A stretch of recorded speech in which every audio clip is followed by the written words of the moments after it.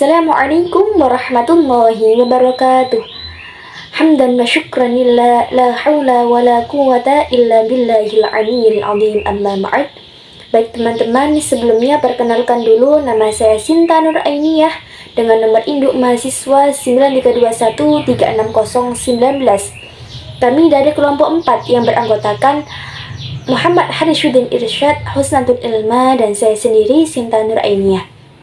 Di sini kami akan menjelaskan materi tentang haji dan umrah. Dalam pembelajaran tema haji dan umrah ini, kami akan menggunakan metode demonstrasi, yang mana metode ini merupakan penyajian pembelajaran dengan memperagakan dan mempertunjukkan kepada siswa tentang situasi, proses, dan benda, baik sebenarnya atau hanya sekedar tiruan. Nah, metode pembelajaran ini sangat cocok untuk pembelajaran praktek, salah satunya untuk tema haji dan umroh ini. Selanjutnya, pengertian haji dan umroh. Haji berasal dari bahasa Arab yaitu hajja, yahujju, hujjan. Sedangkan haji di dalam istilah agama yaitu sengaja mengunjungi Baitullah untuk melakukan serangkaian ibadah di tempat-tempat tertentu pada waktu tertentu dan dengan cara-cara tertentu untuk mengharapkan ridha Allah Subhanahu wa Ta'ala. Nah, tempat-tempat tertentu yang dimaksud yaitu seperti Ka'bah, Shafa, Marwah, Musdalifah, dan Arafah. Hukum melaksanakan ibadah haji tersebut ialah wajib bagi setiap umat muslim yang mampu. Allah Subhanahu wa Ta'ala telah berfirman di dalam Quran surah Al-Imran ayat 97 yang berbunyi, Bismillahirrahmanirrahim, walillahi 'alan nasi hajjul baiti man istata'a ilaihi sabila wa man kafara fa innallaha ghaniyyun 'anil 'alamin, yang artinya di antara kewajiban umat muslim terhadap Allah yaitu melaksanakan ibadah haji ke Baitullah, yaitu bagi orang-orang yang mampu mengadakan perjalanan ke sana. Barang siapa yang mengingkari kewajiban haji tersebut, maka ketahuilah Allah Maha Kaya tidak memerlukan sesuatu dari seluruh alam. Sedangkan ibadah umrah menurut istilah yaitu datang ke Ka'bah untuk melakukan ibadah umrah dengan rukun-rukun dan syarat-syarat yang telah ditentukan. Assalamualaikum warahmatullahi wabarakatuh. Nama saya Husnatul Ilma dengan NIM 9321 dari kelas I pembelajaran fikih.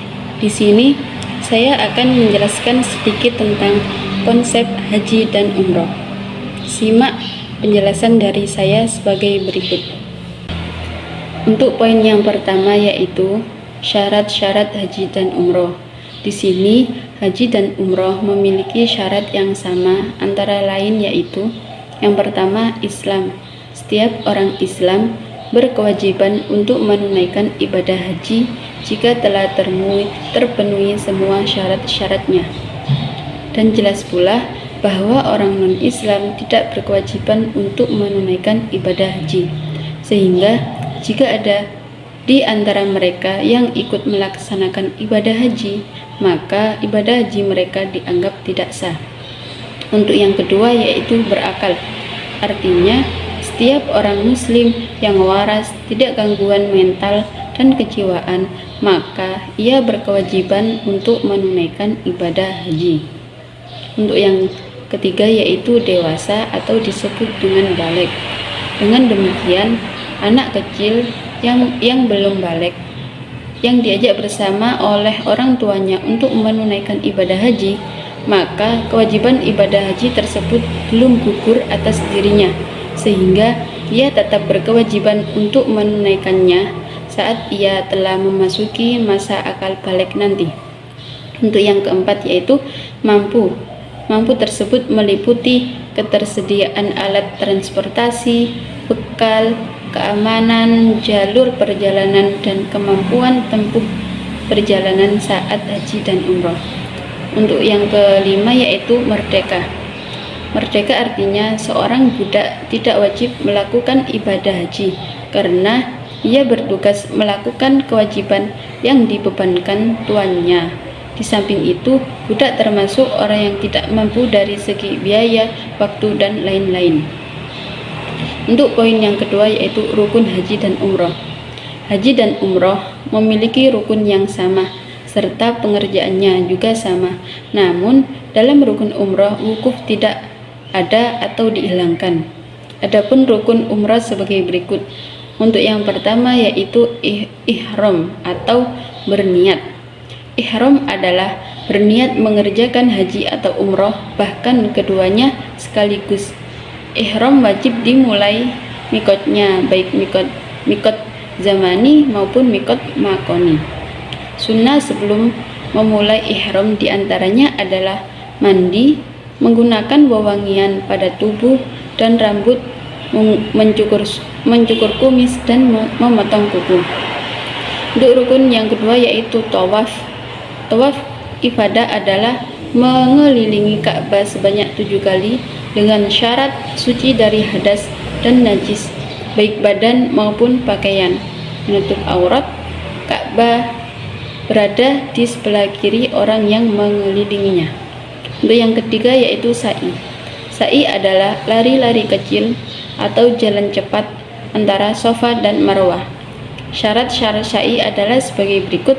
Yang pertama, dimulai dari Bukit Safa dan berakhir di Bukit Marwah. Yang kedua, dilakukan sebanyak 7 kali dan melakukan sa'i setelah tawaf kudum.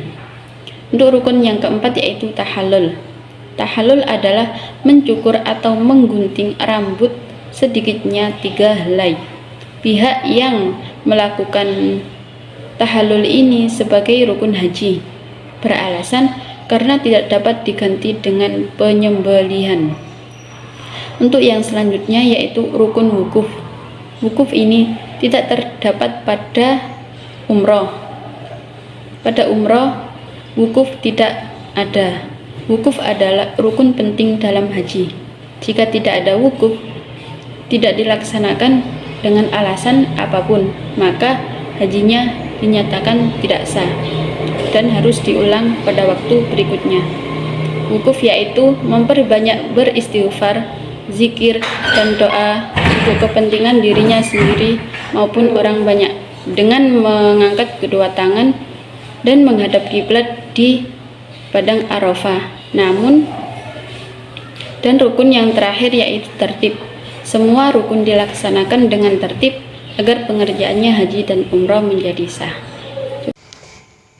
Larangan dalam ihram. Larangan maksudnya ini adalah perbuatan yang diharamkan bagi yang berihram, karena perbuatan ini menjadikan ia mendapatkan dosa. Sebagai contohnya, pelanggaran suatu hajat. Tidak mencukur rambut dikarenakan memiliki penyakit yang jika rambutnya dicukur bisa mengurangi kesehatan seorang haji, maka hukumnya di sini tidak berdosa. Adapun jika larangan ini disengaja, maka ia akan berdosa. Beberapa larangan tersebut diantaranya yaitu bagi laki-laki dilarang menggunakan pakaian berjahit. Yang kedua, bagi laki-laki dilarang menggunakan penutup kepala.